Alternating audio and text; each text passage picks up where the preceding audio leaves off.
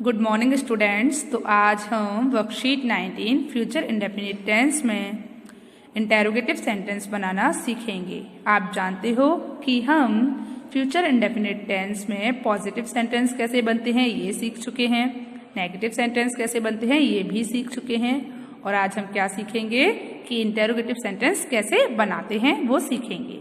तो बच्चों, interrogative sentence कैसे बनाते हैं ये सीखने से पहले एक बार हम फ्यूचर इंडेफिनिट टेंस में पॉजिटिव और नेगेटिव सेंटेंसेस का रिवीजन कर लेते हैं। चलिए देखते हैं तो फ्यूचर इंडेफिनिट टेंस में पॉजिटिव सेंटेंस कैसे बनाते हैं और नेगेटिव सेंटेंस कैसे बनाते हैं।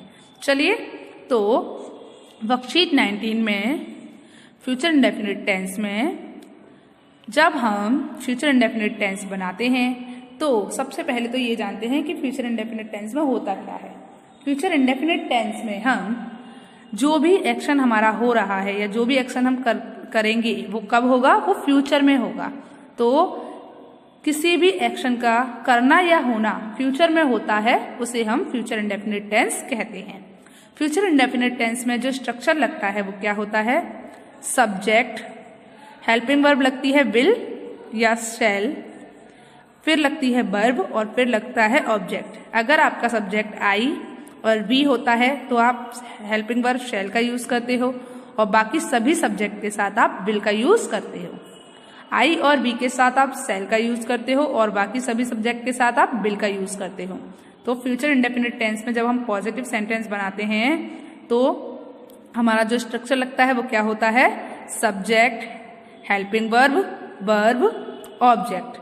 अगर आपका सब्जेक्ट आई और बी है तो आप शैल का यूज करोगे, अगर आपका सब्जेक्ट उसके अलावा कोई भी है तो आप विल का यूज करेंगे।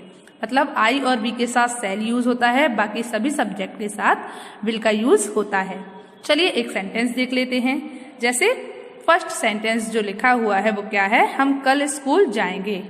तो जो हम हैं वो हमारा कैसा सब्जेक्ट है बताइए। हम के साथ आप कौन सी हेल्पिंग वर्ब का यूज करेंगे, शैल का। ठीक है, तो हम मतलब वी के साथ हम शैल या विल किसका यूज करेंगे, शैल का। तो वी शैल। फिर वर्ब क्या है, जाना, तो गो टू। फिर ऑब्जेक्ट क्या है, स्कूल, तो स्कूल। फिर कल तो टुमारो। तो we shall go to school tomorrow. तो क्या लगा, सबसे पहले सब्जेक्ट लगा, फिर हेल्पिंग वर्ब लगी, फिर वर्ब लगी और फिर ऑब्जेक्ट लगा। ओके, तो आपको समझ आया कि हम फ्यूचर इंडेफिनिट टेंस में पॉजिटिव कैसे बनाते हैं। चलिए अब नेगेटिव भी देख लेते हैं। बच्चों, फ्यूचर इंडेफिनिट टेंस में जब हम नेगेटिव बनाते हैं तो जो हमारा स्ट्रक्चर लगता है वो होता है सब्जेक्ट, हेल्पिंग वर्ब, फिर नॉट, फिर वर्ब और फिर ऑब्जेक्ट। सब्जेक्ट, हेल्पिंग वर्ब, फिर नॉट, फिर वर्ब और फिर ऑब्जेक्ट। सब्जेक्ट आपको पता ही है, हेल्पिंग वर्ब अगर हमारा सब्जेक्ट आई और बी है तो हम शैल लगाते हैं और बाकी सभी सब्जेक्ट के साथ हम विल का यूज करते हैं। आई और बी के साथ शैल का यूज करते हैं और बाकी सभी सब्जेक्ट के साथ हम विल का यूज करते हैं।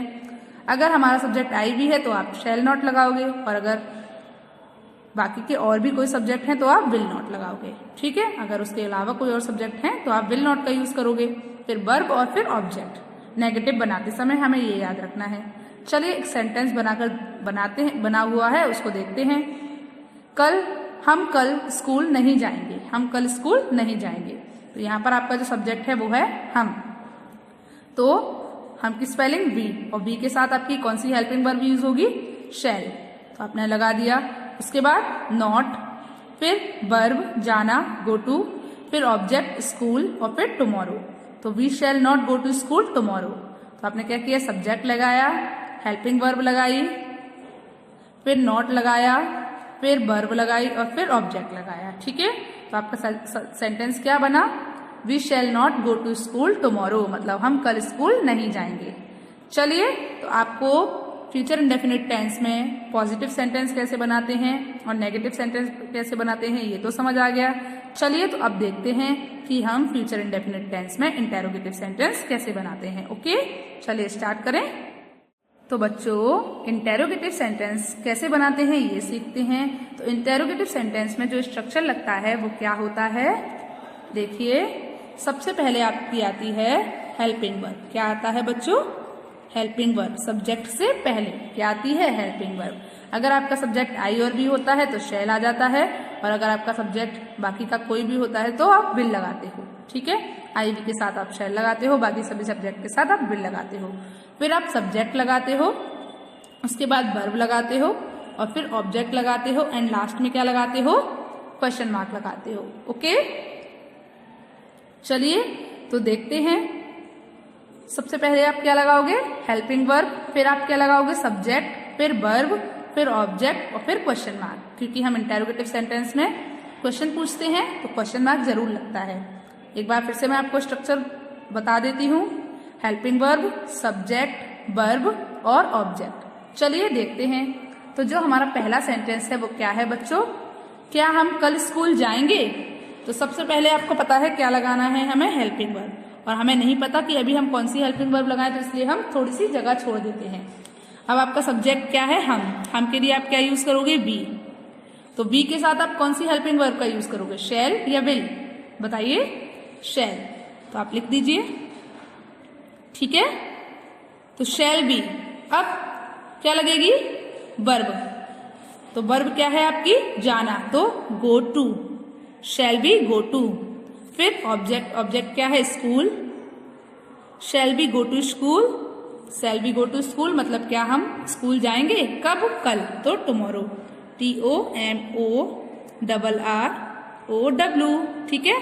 तो क्या हुआ, shall be go to school tomorrow, फिर उसके बाद क्या लगेगा, क्वेश्चन मार्क। तो आपको समझ आया। चलिए एक और सेंटेंस देखते हैं। तो अगला सेंटेंस क्या है बच्चों, देखिए, क्या वे आम खाएंगे, क्या वे आम खाएंगे। तो यहाँ पर आप फिर से वही हेल्पिंग वर्ब के लिए जगह छोड़ दीजिए। फिर आपका सब्जेक्ट क्या है, दे, तो आप लगा दीजिए, ठीक है। इसके बाद आप बताइए, दे के साथ आप कौन सी हेल्पिंग वर्ब का यूज करेंगे, विल या शैल, विल, तो आप लिख दीजिए विल। तो विल दे। अब सब्जेक्ट आपकी हेल्पिंग वर्ब हो गई, सब्जेक्ट हो गया, आप क्या लगेगी, वर्ब, और वर्ब क्या है यहाँ पर, खाना, तो खाने की क्या होती है, ईट। तो विल दे ईट, क्या खाएंगे, आम, will they eat mango, MANGO, will they eat mango, question mark. क्या वे आम खाएंगे, विल दे ईट मैंगो, फिर क्या लगाएंगे, क्वेश्चन मार्क। चलिए तो अब हम अपना अगला सेंटेंस देखें। तो थर्ड नंबर पर जो सेंटेंस है वो क्या है बच्चों, देखिए, क्या वह मेज तोड़ेगा, क्या वह मेज तोड़ेगा। तो आपको स्ट्रक्चर पता ही है, हेल्पिंग वर्ब, सब्जेक्ट, वर्ब और ऑब्जेक्ट, फिर क्वेश्चन मार्क। तो हेल्पिंग वर्ब के लिए हम क्या कर रहे हैं, जगह छोड़ते हैं। तो उसके बाद जो हमारा सब्जेक्ट है उसको देखते हैं। यहाँ पर क्या सब्जेक्ट है आपका, वह के लिए आप क्या लगाओगे, ही। अब ही के साथ आप कौन सी हेल्पिंग वर्ब का यूज करोगे, विल या शैल, विल, तो आप लिख दीजिए।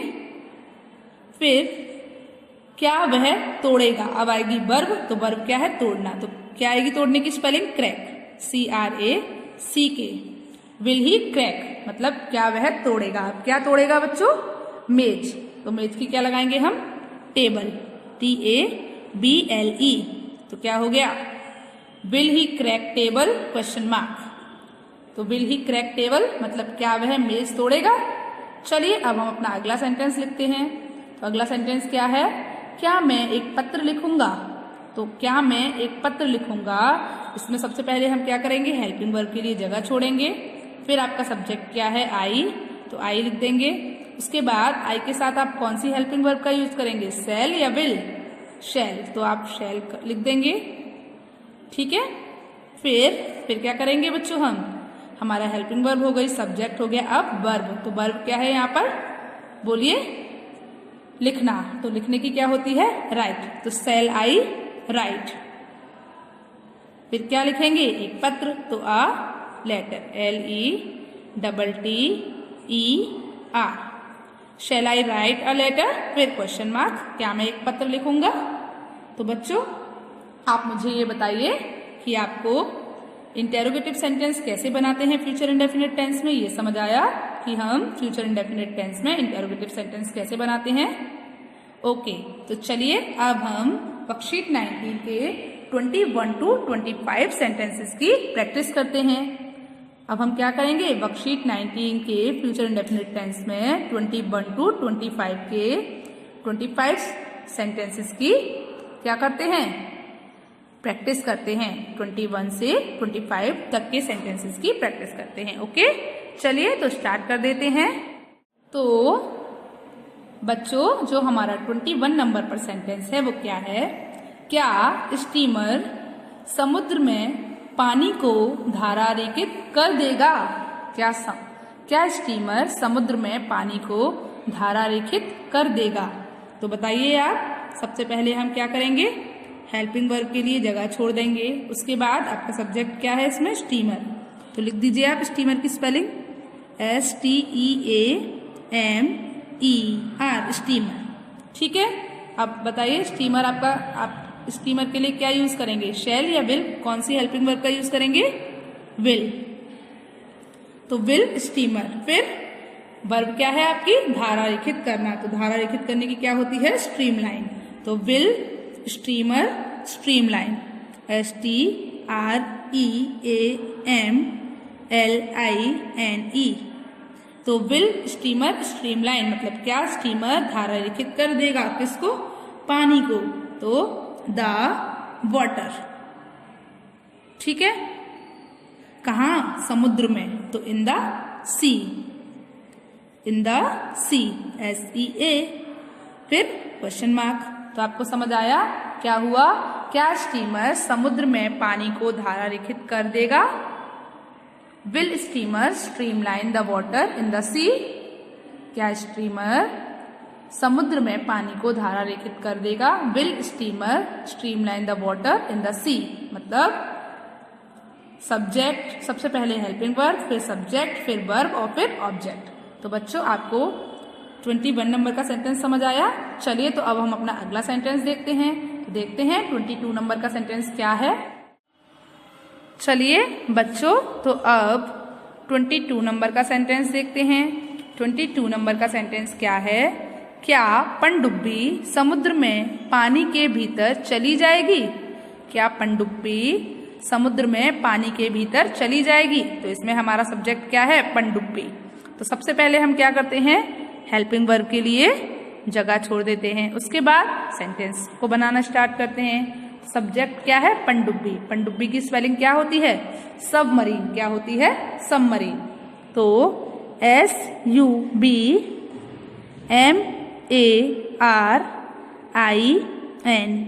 सबमरीन। एक बार फिर से बोलिए, क्या होती है? SUBMARINE। फिर हेल्पिंग वर्ब कौन सी आएगी बताइए अब? जब आपका सब्जेक्ट पनडुब्बी है, सबमरीन है, तो आपकी हेल्पिंग वर्ब क्या यूज होगी? शेल या विल? विल। कौन सी हेल्पिंग वर्ब आएगी? विल। तो विल सबमरीन मतलब क्या? पनडुब्बी अब क्या आएगी? भीतर चली जाएगी, पानी के भीतर चली जाएगी। तो बताइए पानी के भीतर जाने की क्या आएगी बच्चों? सबमर्ज। क्या आएगी? सबमर्ज। तो SUBMERGE। तो विल सबमरीन सबमर्ज मतलब क्या? पनडुब्बी पानी के भीतर चली जाएगी। किसमें? समुद्र में। तो in the sea, in the sea. उसके बाद क्वेश्चन मार्क। तो helping verb, subject, verb and object. ठीक है। तो will submarine submerge in the sea मतलब क्या? पनडुब्बी समुद्र में पानी के भीतर चली जाएगी। चलिए तो अब अगला सेंटेंस देखते हैं। तो 23 नंबर का सेंटेंस क्या है हमारा? देखिए बच्चों, तो 23 नंबर का सेंटेंस है, क्या हम रोजगार के बिना जीवित रह पाएंगे?